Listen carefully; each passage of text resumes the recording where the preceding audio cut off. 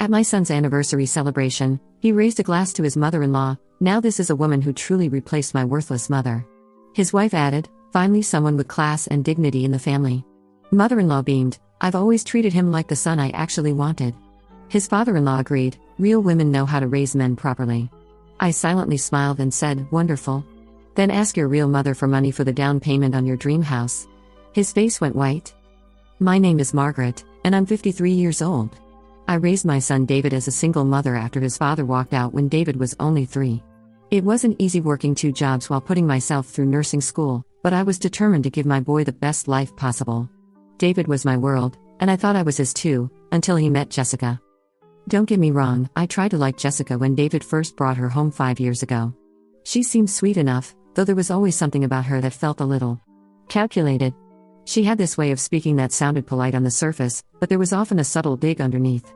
Like when she'd comment on my quaint little apartment or suggest that David deserved better than store-bought birthday cakes. I brushed it off initially, thinking maybe I was being overly sensitive.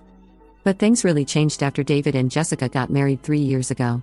Suddenly, Jessica's parents, Robert and Linda Patterson, became the center of David's universe. Robert owns a successful accounting firm, and Linda is one of those women who never worked a day in her life but somehow considers herself an expert on everything from child-rearing to proper etiquette. They live in a sprawling house in the suburbs, drive luxury cars, and belong to the country club. Everything I couldn't provide for David growing up. I watched as my son slowly distanced himself from me. Our weekly dinners became monthly, then quarterly. Phone calls grew shorter and less frequent. When I'd ask about his life, he'd give me brief, polite responses before finding an excuse to get off the phone. Meanwhile, his social media was filled with photos of him and Jessica at various events with the Pattersons, looking like the perfect family I apparently never gave him. The final straw came 6 months ago when David and Jessica announced they were looking to buy their first house. They'd found their dream home, a beautiful 4-bedroom colonial in an upscale neighborhood, but they needed help with the down payment. David came to me first, actually, sitting in my living room with this hopeful expression I hadn't seen since he was a child asking for a new bicycle.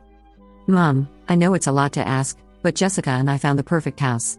We're about $20,000 short on the down payment, and I was wondering if you might be able to help us out. My heart swelled. Finally, my son needed me again. Even though $20,000 was nearly half of my life savings, money I'd been carefully putting away for retirement, I didn't hesitate. Of course, sweetheart. Let me make some arrangements with the bank. David's face lit up, and for a moment, it felt like we were close again.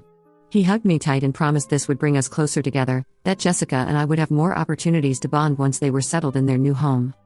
I liquidated some investments, and withdrew the money from my savings account. It took 3 days to get everything in order,